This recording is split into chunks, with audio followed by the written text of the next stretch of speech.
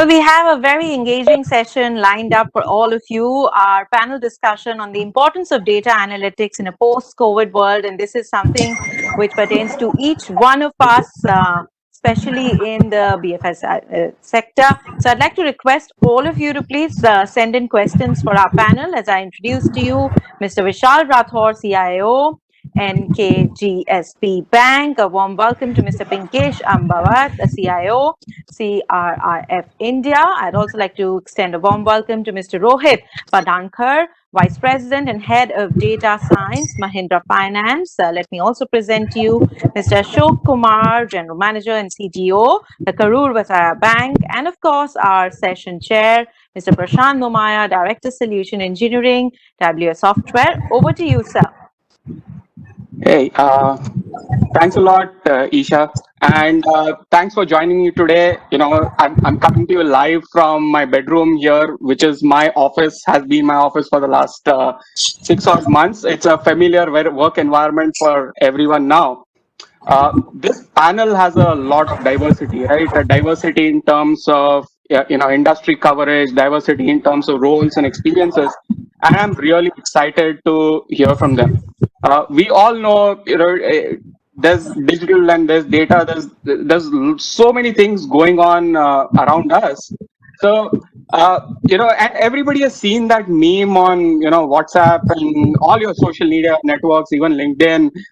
Who's the person who's responsible for your digital strategy? And people say, hey, all that I did, but COVID-19 really shaped my digital strategy going ahead. So my first question is, and I'll call out just because this is such a setting, I'll just call out the name of the person, and then you can answer, and then we'll go around the panel. How did COVID-19 actually change your strategy towards data and analytics? And we'll start with Vishal.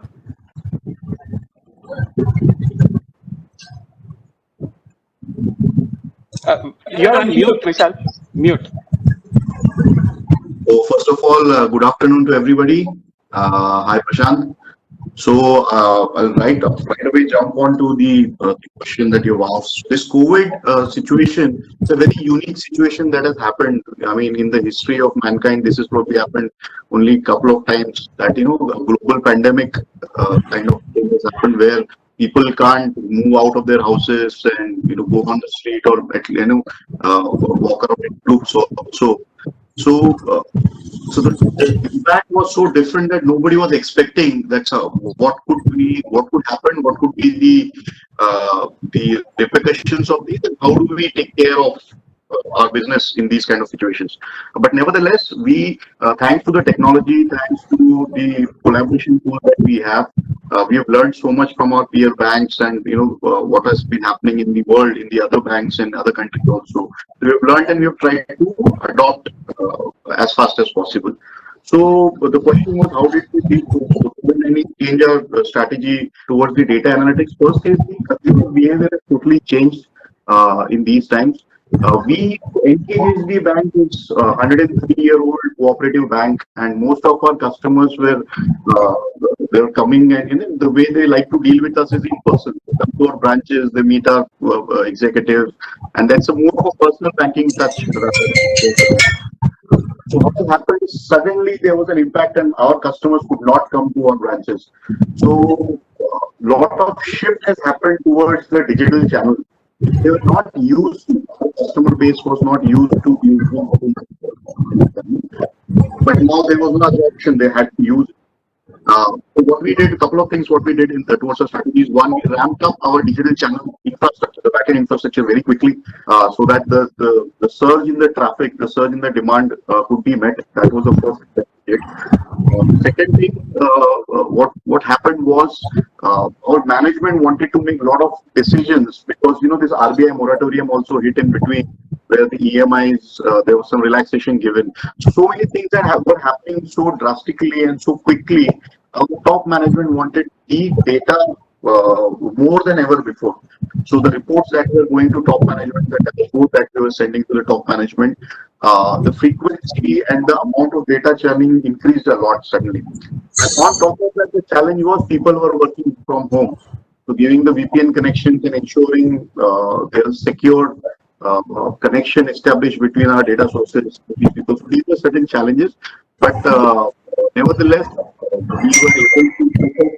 Our team was able to focus, and we were able to deliver these important people. So the digital channel, the focus of digital channel was huge in these few months.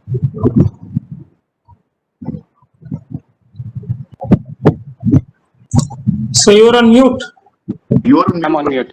I'm on mute. Sorry, we need to get used to this, right? The most commonly used word. You are on mute. Your video is off, right? So, okay. So, but Rohit, you come at this from a very different perspective, right? You go out. There's a lot of rural customers. There's a whole bunch of other stuff that happens in your specific industry. How have you felt it, right? From a data analytics perspective, what kind of strategy corrections did you need to make? So the very first thing that we did was we mapped the COVID impact on our dashboard and tried to see where our business is impacted, what was the year-on-year difference, and how much of that is going to show up in our NPA list. Another thing that we did was we reached out to customers for moratorium, and we also mapped the moratorium list on a visual geographic dashboard, and we were able to see which states, which districts, which branches are most likely to get affected by the COVID period, and also resulting in additional NPAs. That was very helpful in getting our CFO the idea of how much of provisioning we will have to do extra in this period. Second thing that we also did was we tried to map the COVID numbers that the government was publishing across districts with our business overlap, and tried to project in future also where the business will continue to stay affected. So, merging government data with internal business data, etc., was also important. Third thing that we did was we tried to keep an eye on the automotive sales, because we are one of the largest car loan company. The car sales impact us a lot, because if there are no car sales, there will be no car loans. So we were able to keep track of the dealerships for multiple car OEMs, and using that, we were able to figure out whether the dealership is open or not and what sales they are doing from our ground support field staff. Whenever we got the data and crowdsourcing info, we were able to dashboard it, and the visual importance of being able to granularly see what is happening in different districts was something that helped us continue our business at a controlled level. So not all 100% of the branches are operational as of now, but at least 80 to 85% of our business is operational. Wow, amazing. And you bring up a very important point, right? Because everything that happening was happening outside in the world. So you have to get in a lot of external data. And Pinkesh, let me get you in here as somebody who makes sure data is available to a lot of decisions. How did this pan out according to you in the market? So that is a good point, Prashant. Actually, so that our main business is data, right? Being a credit bureau, we receive data from all the FIs in India, and because of COVID-19 situation, previously FIs used to use us for lending, especially, right? So they continue to do that, but then now the strategy has changed. How we can do more collection? Strategy has been changed to collection of data. If there is there any escape, how we can trace back the escape, because a lot of that movement of people especially in manufacturing and service industries happened, that people have gone back to their native place, and also how we can contact them and all. So a lot of data on alternate data sources has been done. Okay, how we can marry that, bring some more alternate data, marry it with FI, the data which we have, and how we can create a collection strategy, how we can create some scorecards around collections. That has been our focus mostly during this COVID-19 situation, which was not there previously, because as Rohit also mentioned that they have to look for NPAs and all. So our strategy also related to that only, being a credit bureau. Also we are at the same time we are making sure that we are future ready, which means that once this COVID is over, how our FIs can use us for cross sell and upsell of products as well. What kind of product will make sense after COVID-19 situation? That is the second strategy which we have adopted, and the third is how we can help our partners, our clients, customers, to digitally adopt whatever the changes we have to adopt in future. For example, how we can enable them onboarding of clients digitally, how we can do the KYC verification, e-KYC verification digitally. All those new products also we are coming up with. So that's our third strategy. So these are the three things we are focusing right now, Prashant. Sure, excellent. Ashok sir, you have seen the industry develop over the years, right? You have seen so many transitions, right? So give us a sense of how this transition will change some of the things going ahead. Because everything is becoming digital. There's a lot of competition in the market from apps and stuff like that. So how does it change the industry? From a data analytics perspective, especially, like players like Karur Vysya Bank, again, you've been in the business for a long time, established. What does it mean? Okay, as you said, as all of you agree, this is something which is unheard of. This situation, we all pray that we should come out of this early for goodness of us and goodness of the society. Yes, usually, as you said, all especially the financial institutions uses the data to see how to do more business, maybe customer engagement, cross sell, upsell. That is the that is the primary purpose of analytics. But in these times, what we did differently is to see what the customer is doing. Is he having any financial difficulties, or what is his status, whether he has lost his job, what extra additional help, because he is there with us for decades together. He might have lost the job, or there might be loss in his business, which is temporary. So we are trying to, from the data analytics, through the data analytics, we are actually digging to find out the long-standing customers who are with us and trying to help them to get stabilized in these hard times. This is one thing. Second thing, what we are trying to do post-COVID, I don't say it is data analytics. We are trying to see how we are going to help the customer in carrying out the business without visiting the branch, especially the promotion of alternate channels and the enrollment of customers through video KYC, and even actually loan disbursements are also happening even without visiting the branch in post-COVID era. Those are all the main things what we did. That is one for customer acquisition, and even for actually we feel that's a good time to identify good customers and improve your business lines. We are using analytics even for that also. Great.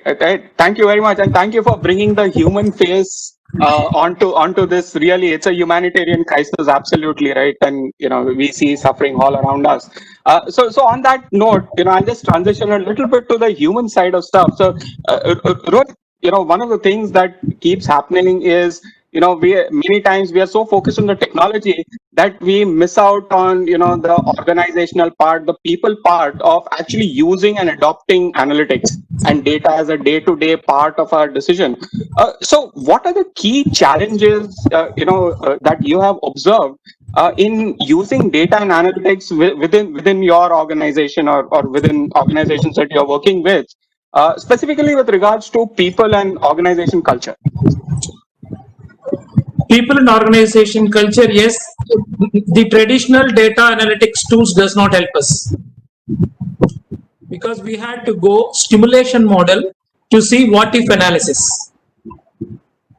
That will help us, because that most of the things are on predictions and stimulations and on experience, not only pure data. The actually, to say, human intelligence also goes little inside the analytics to arrive at the decisions, or to arrive at the credit decisions, or arrive at the business decisions. Those are all certain things we did post-COVID era.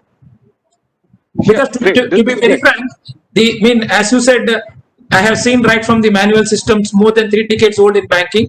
It is not that analytics or AI, what the buzzwords we are talking is being done in the banking only right now.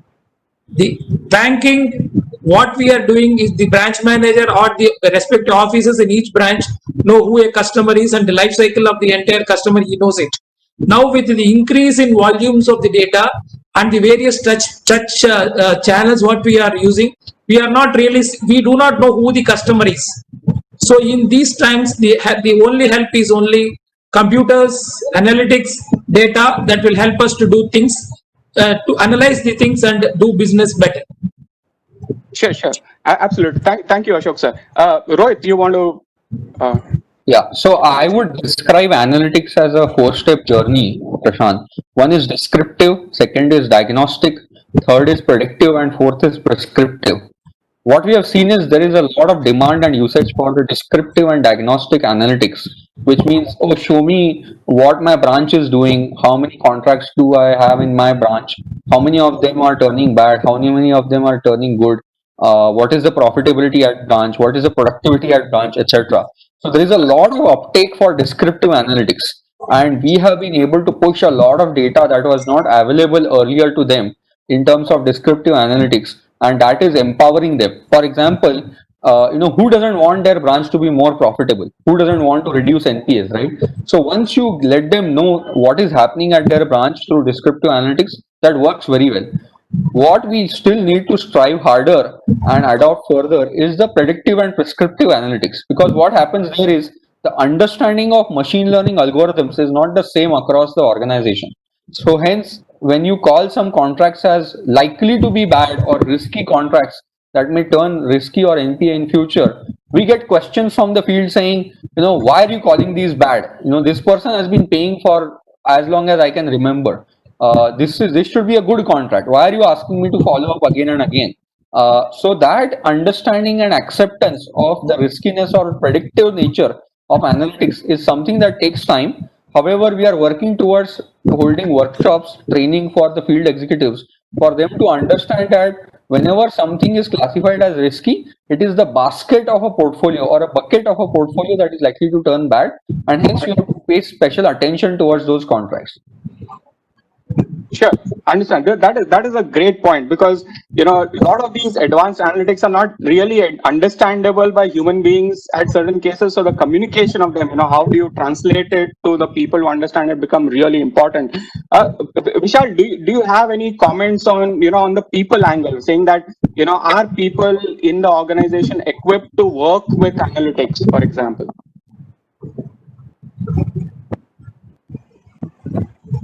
Vishal? You're on mute, sir. Question. Yeah, can you hear me? Yeah, we can hear you now. Can you hear me now? Yes. Hello, can you hear me? Yes, Vishal, we can hear you. Okay. So, people angle is the most important. Yes, the people angle is the most important angle in analytics, because at the end. So, am I audible? Yes. Am I audible? Yes. Yeah. Okay. So the people angle is the most important angle in analytics, right? We have a bunch of tools available with us, but how to use those tools and applications requires a specific skill set. Understanding how to extract the data. Let's say you do an ETL and you extract data from the data sources, but what do you do with it, right? You need to understand how to find trends, how to uncover new data points, how to uncover new KPIs, key performance indicators.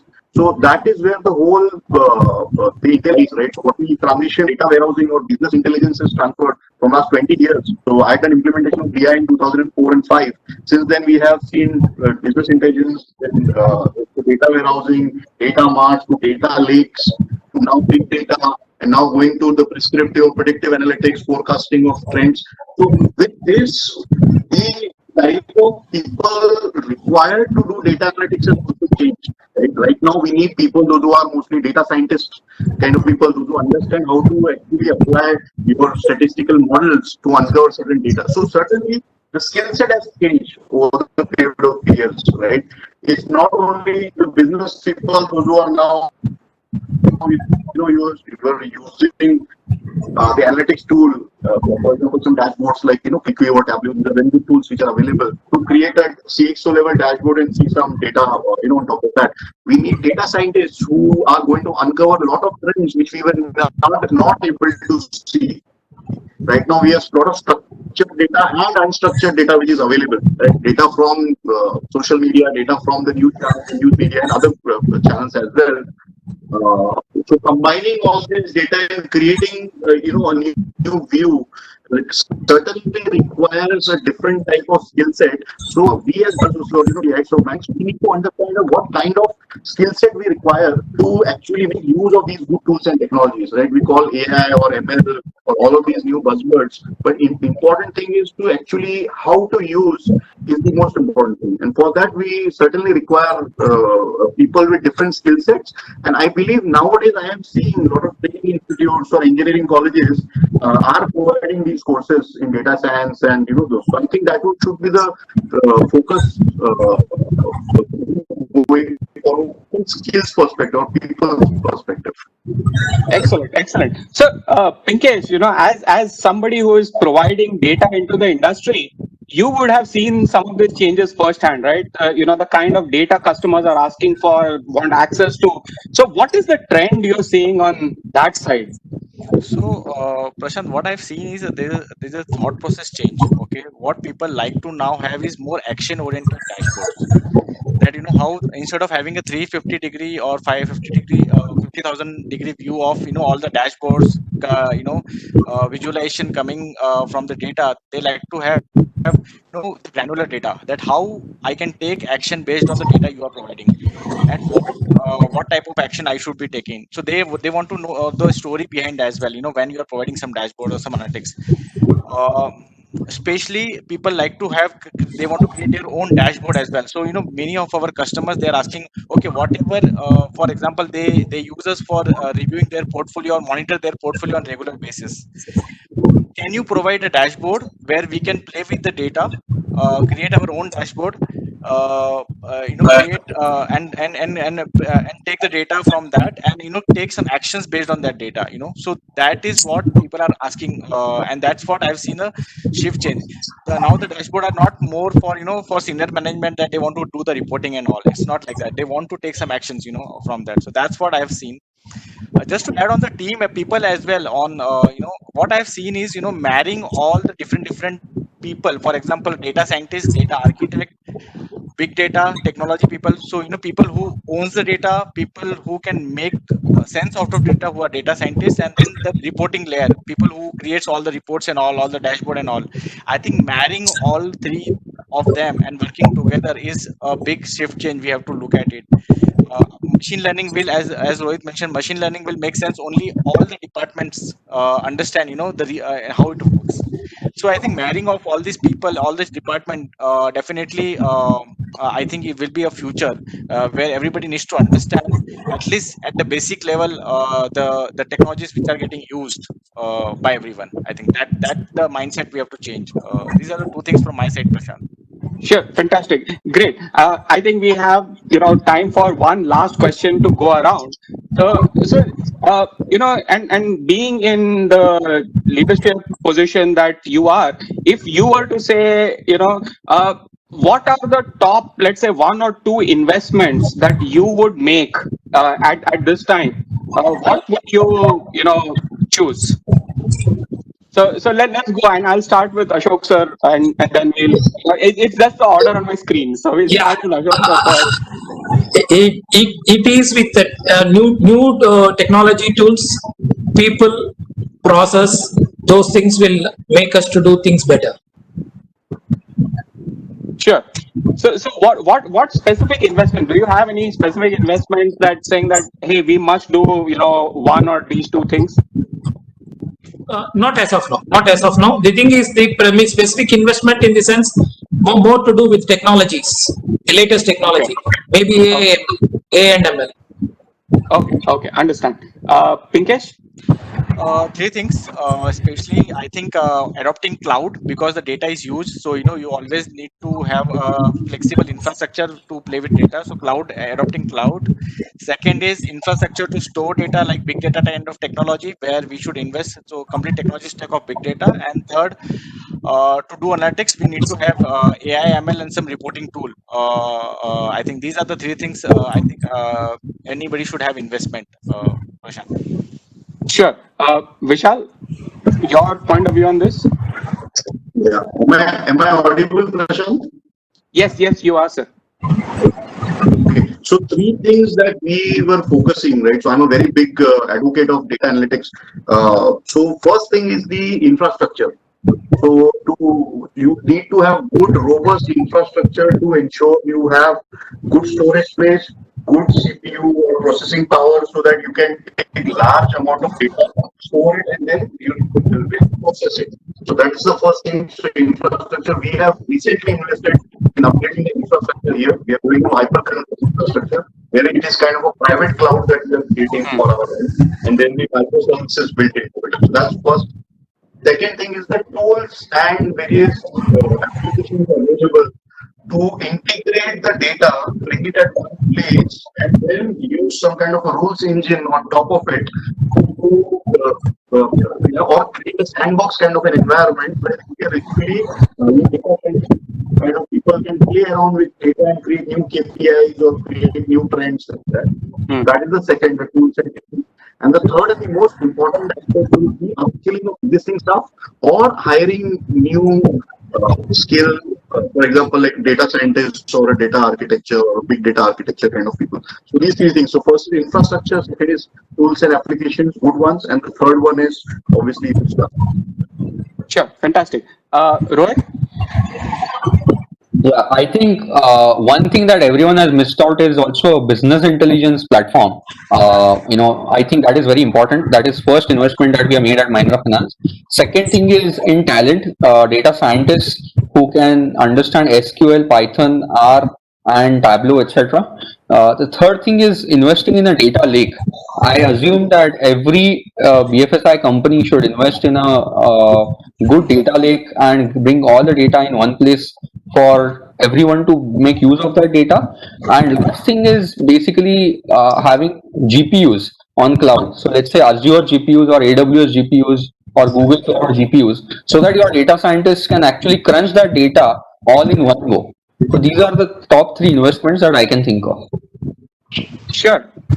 Amazing, right? And thank you very much, all of you. That there's so many different perspectives that we gain here, right? From the people side to the technology side to the kind of use cases that people are trying to solve. So with that, we are at time here, and I know Isha is looking at us and saying, "Okay, time's up."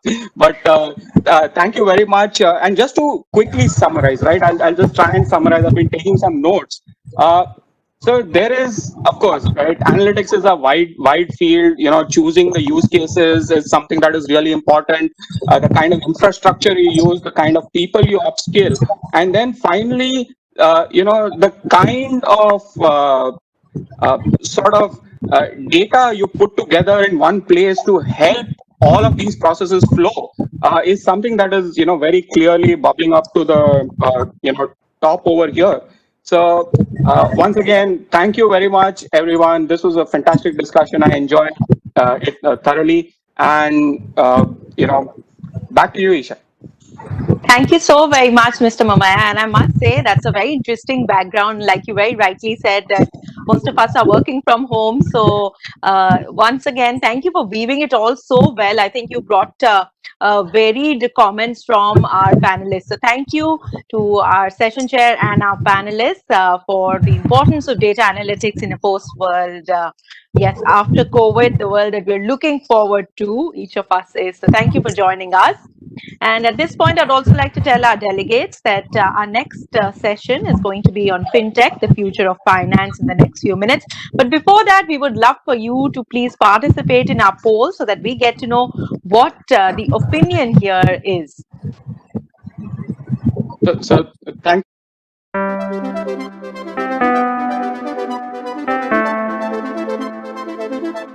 you.